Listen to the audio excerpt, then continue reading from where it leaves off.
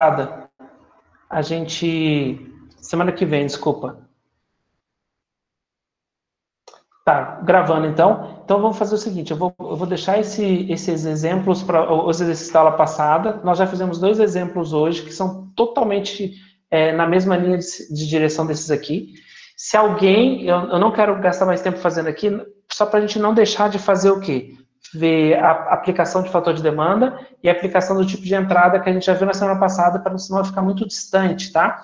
Mas se alguém tiver alguma dificuldade nesse exercício, na próxima semana pode falar que a gente resolve, tá bom? Então, ó, os exercícios que eu deixei para vocês, tá meio ruimzinho aqui, mas dá para ver. Ela é muito parecido, né? 50 volts, aqui eles estão em série. Primeiro você tem que fazer o série, para você calcular a corrente total, e aí você faz tudo aquilo que a gente fez.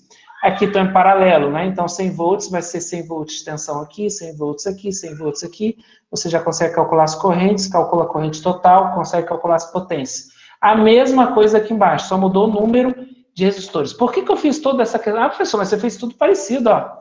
Parecido, aí esse está super igual a esse. Por quê? Em um circuito de uma casa, vão ter circuitos que vocês vão ter 3 tomadas, né, 3 lugares para pôr equipamento, vão ter circuitos que vocês vão ter, por exemplo, 5 ou mais pontos de conexão com o equipamento, entendeu? Por isso que eu quis colocar isso aqui. É um exercício de revisão que já leva o seu pensamento para a nossa aplicação, que é projeto de instalações elétricas, tá bom? E essas 2 fórmulas mágicas, aqui no de baixo, exercício com resistor a mais do que a gente fez hoje, qual que é a diferença? Você vai somar os 3, porque eles estão em série. A corrente que passa por esse, passa por esse, passa por esse, porque eles estão todos em série. Essa tensão está de pico, você tem que encaixar primeiro o valor eficaz, que inclusive nós acabamos de calcular para esse valor de 179,61, que é 100... Ah, não, nós não calculamos para isso, né? Esse aqui, na verdade, vai dar o valor tradicional da nossa energia elétrica, né? Aqui vai dar um valor também tradicional da nossa energia elétrica, só que eles 2 estão em paralelo, tá? Então, você tem que calcular aqui primeiro a tensão eficaz, para depois fazer as contas.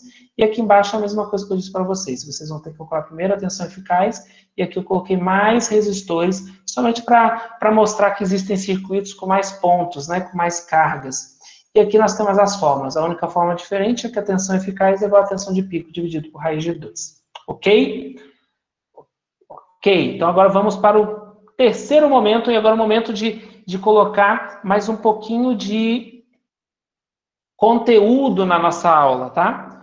Então, o conteúdo é fator de demanda. O que vem a ser fator de demanda, professor? O que vem a ser fator de demanda? Vamos falar um pouquinho sobre fator de demanda.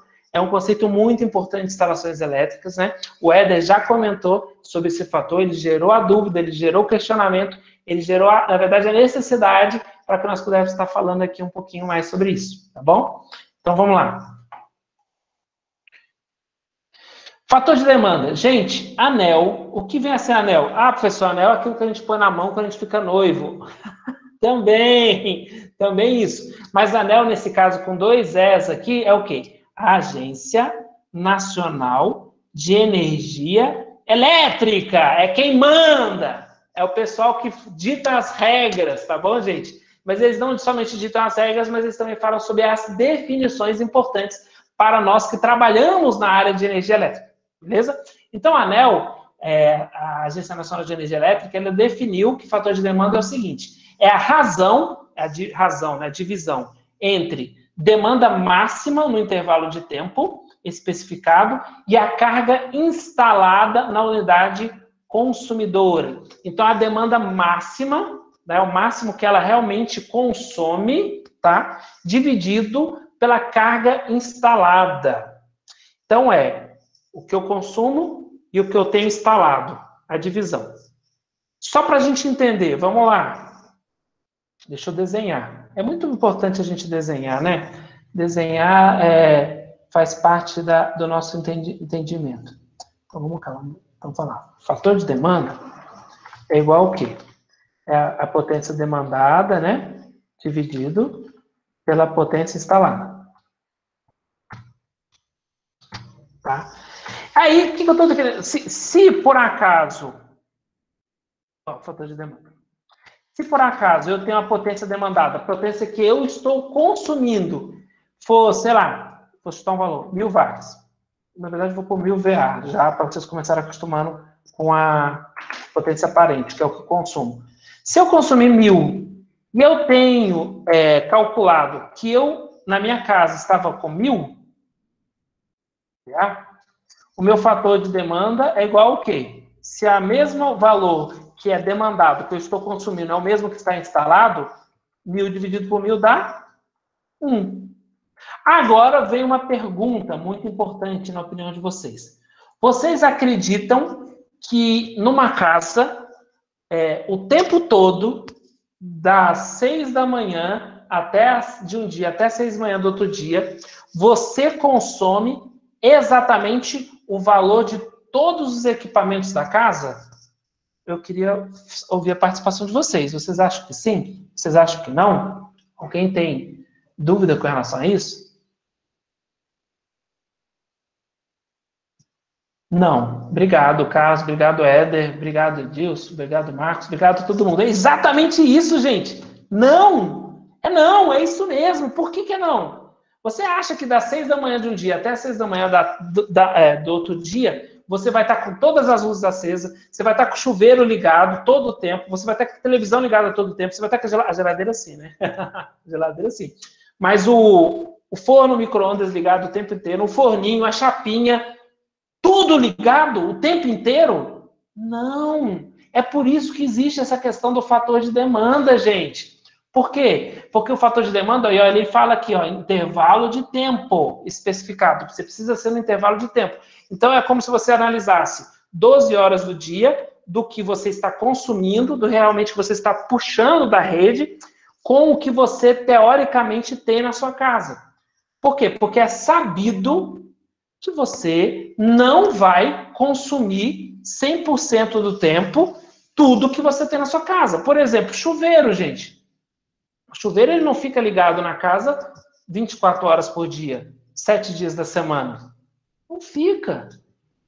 Tá? Então, o fator de demanda é justamente essa relação entre o que você realmente consome e o que você tem, que você poderia vir a consumir, que é o que está instalado. Tá? O que você realmente está consumindo, dividido pelo aquilo que você poderia vir a consumir. E aí é bem interessante, porque quanto maior a casa, teoricamente, o fator de demanda é menor. Por quê? Eu tenho 5 banheiros. Qual que é a chance de você ter os 5 chuveiros funcionando uma parte do tempo grande? Baixa, gente. Porque normalmente a casa é grande, mas não quer dizer que tem muitas pessoas. Normalmente a casa é grande porque a pessoa é rica, tá? Ela sozinha com 5 chuveiros. Cada dia ela toma banho no banheiro. Então, o fator de demanda dela é pequenininho. Por quê? Porque ela tem uma potência instalada alta, mas o consumo dela não é proporcional àquela potência instalada. Professor, mas uma mansão tem sauna, uma mansão tem piscina aquecida, tem tudo isso, gente, mas ela não vai conseguir usar isso tudo que está instalado o tempo inteiro. Já numa casinha pequena, pensa uma casa que é uma república, um quarto com 4 pessoas morando no quarto com um banheiro. A chance desse chuveiro ficar ligado mais tempo durante o dia é muito maior, concorda? Então, essa questão de fator de demanda, você tem que entender um contexto, tamanho da casa, volume de pessoas usando a casa, e, é claro, probabilidade estatística, né? Existem dados estatísticos para se falar como calcular o fator de demanda de acordo com a característica da sua estrutura elétrica, da sua casa, né? Tá bom? Mas daqui a pouco eu vou passar, inclusive, a norma, né? A NDU1, que é a norma que a Energisa, que a gente usa aqui, por exemplo, em Extrema, na região, que cobertura da Energisa, para falar de fator de demanda e para responder a pergunta de muitos de vocês, que é o quê? Professor, qual que é o valor que eu uso de consumo para geladeira? Professor, qual que é o valor de consumo que eu uso para televisão? Professor, desculpa, gente, qual que é o valor de consumo que eu uso para micro-ondas? Então, a NDU01 da Energisa, ela passa esse valor, tá bom? Mas vamos lá, vamos só continuar nesse pensamento aqui, nesse conceito. Ô, professor. Oi, fala comigo. De quanto que é o cabo que a Energisa deixa para chegar no padrão? Não, calma aí, pergunta de novo, deixa eu entender. Tipo, para me alimentar o meu relógio. A Energisa, de quanto que é o cabo que chega no meu relógio? Só para mim ter uma noção de quanto que é o disjuntor maior que eu posso colocar na entrada, depois do meu relógio. Então, na verdade, a Energisa, eu estou até pensando aqui, qual que é o cabo que ela disponibiliza? Que depende do tipo de padrão seu, que você vai adotar, ela vai te porque dependendo do tipo de padrão, é o que você tem o consumo, né? Por exemplo, o trifásico, ele é até 75 mil watts. O bifásico, a gente viu na aula passada, ele é até 15 mil watts. Então, dependendo do tipo de entrada que você for colocar, vai ter um consumo diferente, que vai ter um consumo de corrente diferente, que vai definir a bitola diferente da sua fiação. Mas você vai ver que eu vou passar a NDU, essa NDU 01, ela tem muitos detalhes da Energisa. Você vai conseguir tirar muitas dúvidas bacanas sobre a questão da Energisa. Tá? Eu já vou disponibilizar para vocês. Eu deixei para a aula de hoje para andar um pouquinho mais com a matéria, para vocês terem um pouquinho mais de noção, mas NDU 01, na verdade, é um padrãozinho que a gente segue de forma resumida. Ele é um pouco mais detalhado, tá? É norma de projeto, na verdade, né? Então, vamos lá.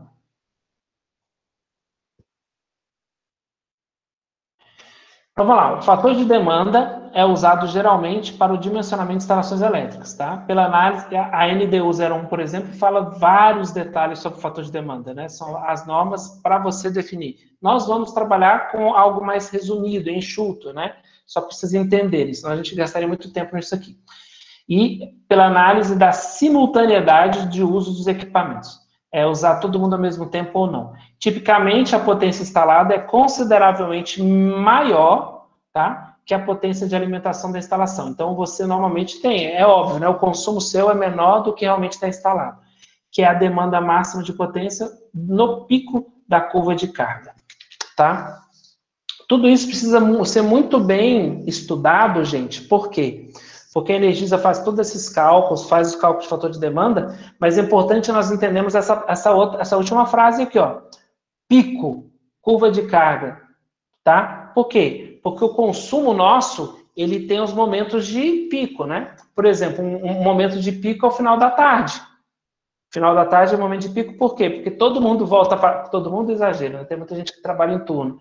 Mas uma boa parte da população volta para casa, vai todo mundo tomar banho ali das 6 às 8 horas da noite ali, e aí isso dá um pico de energia elétrica, e isso tem que ser considerado, e eles levam em consideração isso, por exemplo, para fazer toda a parte de distribuição também. Professor, mas, e nesse horário de pico também, a energia, questão financeiramente falando, fica mais cara, né? Fica, tem os horários de pico, as famosas bandeiras, né? Isso já mudou várias vezes, mas tem sim, tem as bandeiras e tem os momentos onde é mais caro. Inclusive, tem empresa que trabalha até com gerador. O gerador trabalha, né, uns 3 horas, que é o horário de pico, e depois volta a energia normal, né? Isso, tem empresa que faz isso para economizar. É um negócio meio diferente, mas tem gente que usa assim. Ô, professor, mas a empresa não compra do Mercado Livre lá? Não é comprado da Energisa, então não entra esse fator de horário de pico, ou entra? Boa pergunta, Silas. Então, como comprar energia é uma questão muito interessante. Eu não sei se vocês tiveram isso especificamente na disciplina de eletrotécnica. Por quê? Porque a Energisa, por exemplo, ela é uma de quem fornece, uma fornecedora, né? É uma das distribuidoras de energia elétrica. Só que empresas de grande porte, igual o BOL, igual o Fagor, igual o Bauducco, elas compram direto do Mercado Livre. É isso mesmo, elas compram direto da linha de transmissão. Então, elas pegam energia lá, por exemplo, a BOL, ela pega energia, tem a subestação de energia, ela pega em 138 kVA, 138 mil. Então, ela sim trabalha com outro formato, tá? Mas ela tem a forma de como medir, a forma de como calcular é diferente, mas sim, é importante você saber, por exemplo, a concessionária, ela consegue medir, por exemplo, o fator de potência da BOL. Ela não pode sair de 0,92, né? Então, ela fica acompanhando o tempo inteiro, ainda mais essa questão de compra. A questão de compra é um pouquinho diferente, né? É a compra de energia, você comprou. Se você gastou, aquilo, bom para você. Se você não gastou, o problema é seu. Você comprou, você tem que usar aquilo lá, tá? E aí, mas aí se você usar mais, aí você leva na cabeça. Se você usar mais, aí você tem as questões das multas e assim vai. É o mercado livre de venda, vamos dizer assim, de energia, né? E as empresas, normalmente, a empresa, quando começa a gastar um pouco mais de energia, uma das formas de economizar é estudar o mercado aberto e migrar, por exemplo, da Energisa para esse mercado, porque normalmente eles conseguem valores menores, tá? Normalmente consegue. Mas se a empresa não estudar bem, não tiver uma equipe de análise energética boa, ela também pode dar problema. Tá? Tem que ser, Fulvio, tem que ser bastante consumo, tá? Para comprar no mercado aberto é consumo realmente grande. Mas tem empresa especializada nisso, não tem, professor? Por exemplo, lá na Multilaser, se eu não me engano, tem uma empresa que ela faz lá os cálculos lá e ela vende o valor anual para Multilaser, uma coisa assim que eles fazem. Tem que ser bem estudado, tem que ser bem calculado, porque por um lado pode ter um baita de uma economia, mas por outro lado ela pode ter prejuízo, porque ela pode comprar um valor e não usar, ou ela pode levar multa se ela comprar um valor errado e começar a usar mais, entendeu? Tem empresas especializadas assim. Vamos só ver uns comentários aqui, ó. Leandro, nunca o disjuntor de entrada vai aguentar muita carga ligada ao mesmo tempo. Na verdade, o disjuntor de entrada, ele tem que ser especificado, né, para a demanda da casa, para a demanda do tipo de entrada. Na verdade, tudo tem a ver com o projeto. Nós vamos calcular desde o disjuntor interno de cada um dos circuitos até o disjuntor de entrada, tá? E isso é tudo em cima do projeto que a gente está começando, por exemplo, com a especificação da carga. Experimenta ligar 2 chuveiros, um forno elétrico e um secador ao mesmo tempo.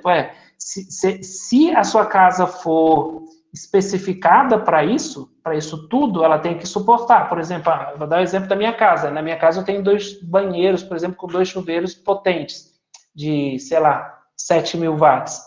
Então, minha casa suporta os 2 chuveiros na temperatura máxima e tudo junto. Por quê? Porque a gente tem um projeto e tem um tipo de entrada correto para isso, tá?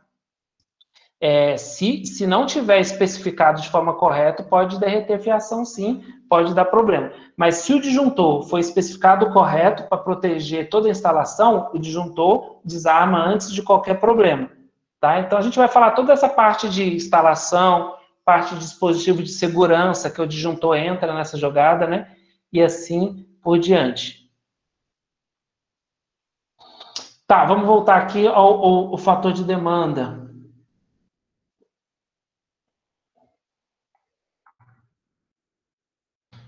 E aí, pensando no fator de demanda, nós temos o quê? Vamos fazer um exercício de fixação, tá? Para a gente já ir de encontro ao próprio exercício que eu pedi para vocês, né? Da entrega de vocês. Então, o exercício de fixação é o seguinte: eu seja uma residência que possui os seguintes equipamentos eletroeletrônicos instalados. Então, você tem todos esses equipamentos aqui instalados. Ó. Uma TV, um micro-ondas, uma geladeira, um chuveiro, uma chapinha, 2 notebooks, uma máquina de lavar, um rádio, um ferro de passar e outros, tá? Eu inventei esses valores, tá, gente? Eu não olhei na tabela lá, não. Só inventei. O que eu quero? Eu quero que você considere a residência com 5 cômodos e com uma lâmpada de 100 watts, né, 100 VA em cada cômodo. E eu quero que você calcule a potência instalada da casa. O que é a potência instalada? Tudo que está instalado. O que está instalado na casa? Tudo isso aqui, ó. De acordo com que nós vimos, né, nos exercícios anteriores, nós podemos dizer o quê? Que a potência instalada da casa é nesse caso, soma, tá? É a soma algébrica de todos esses valores aqui. Tá? A potência instalada, a gente acabou de falar do fator de demanda, o fator de demanda é justamente a potência demandada dividido por instalada. Então, nesse caso aqui, nós estamos calculando a instalada. A instalada são todos esses valores aqui. Ó. Então, vamos calcular isso aqui? Não sei se todo mundo está conseguindo enxergar bem. Eu vou calcular também, nem eu calculei esse valor.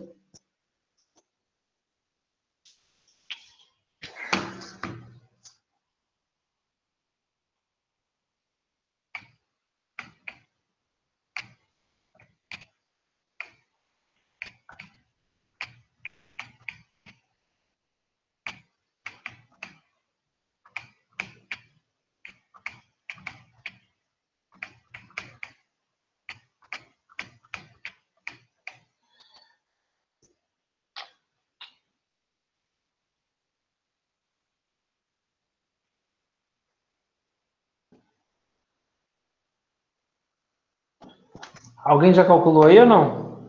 Vamos ver se bateu com o meu. Aí, bateu. O meu bateu com o Fúvio.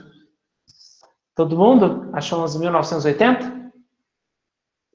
Quer dizer, 11.980 faltou Fúvio. Eu sei, erramos um negócio aqui.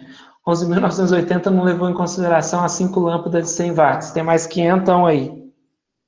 11.980 mais 500 das 5 lâmpadas.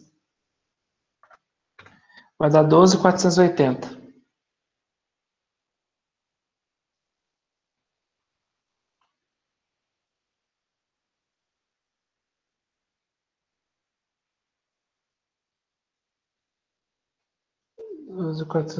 VA.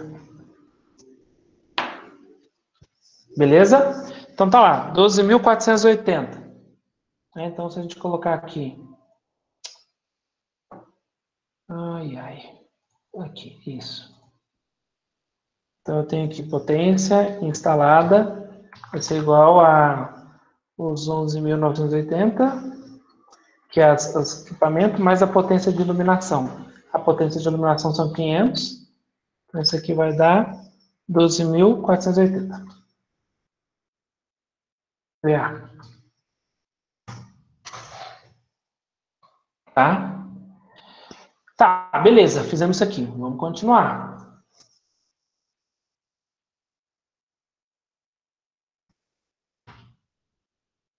Vamos lá, 2.480. Aí, o que eu quero agora? Potência demandada. A potência demandada será a seguinte equação. Qual que é a equação? A potência demandada é igual à potência instalada vezes o fator de demanda, tá? Nesse exemplo aqui, ó, esse exemplo que a gente está fazendo, eu queria que vocês usassem o fator de eu escrevi errado, tá? Eu escrevi FP, FD. Fator de demanda igual a 0,75. Tá? E aí a gente vai calcular a potência demandada considerando o fator de demanda igual a 0,75. Então, eu estou falando do fator de demanda igual a 0,75, tá? Não quer dizer que a gente olhou na norma. Eu estou atribuindo um valor. Alguém levantou a mão, vamos ver. Ah, verdade, Luan. Desculpa, hein? O Luan tá certo aí. Tem 2 notebooks. Eu olhei lá e eu que pus os 2 notebooks e desconsiderei. Isso mesmo. Tá faltando um notebook na parada. Falta mais 150. Muito bom, obrigado. Um pouquinho mais 150. Então vai dar 11.980 mais 150, 12.130.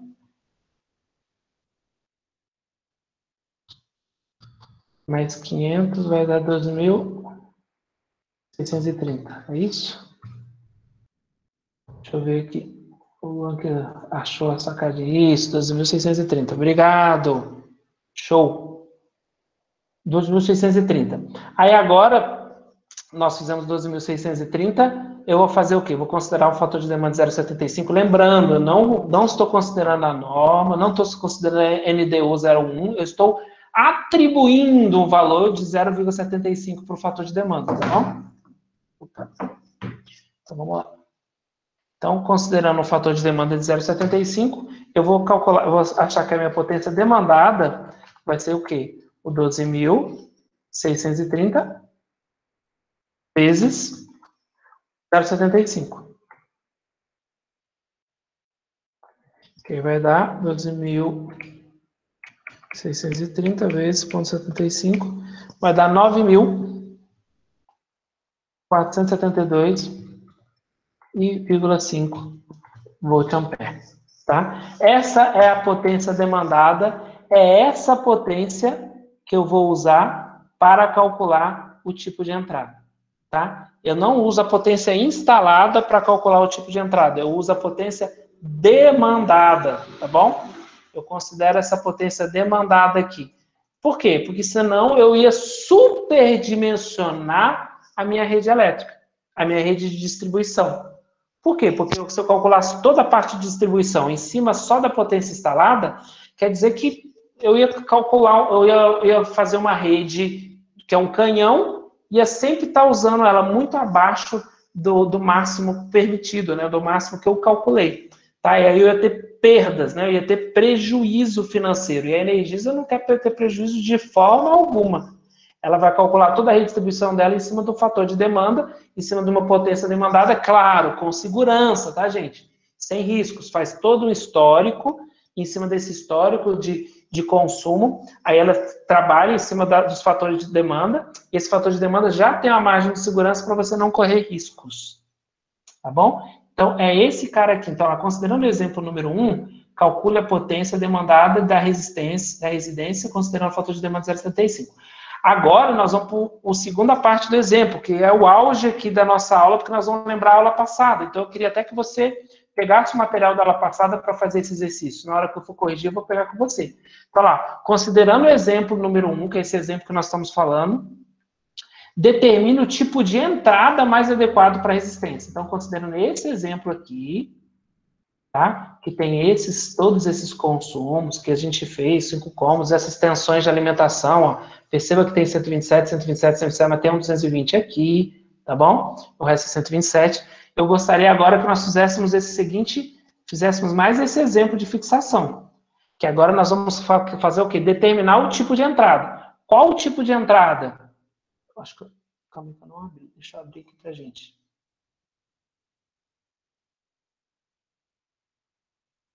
Cadê você, tipo de entrada? Operações elétricas, desculpa, da aula número 2.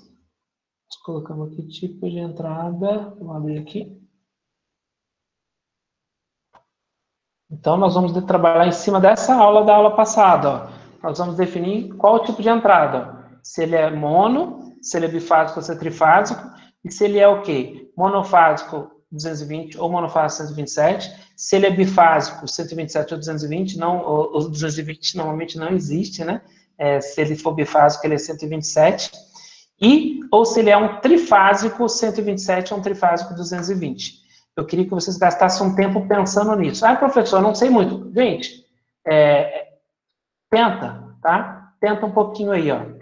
Tenta, olha aqui esses slides da aula passada, pensa um pouquinho, tá? Agora eu vou dar um tempinho para vocês realmente verem a aula passada e trabalharem. Ó, a Alessandra já está no caminho aí, Alessandra. Aí, Alessandra, falta aí definir se ele é tipo B, se ele é 127 ou 200.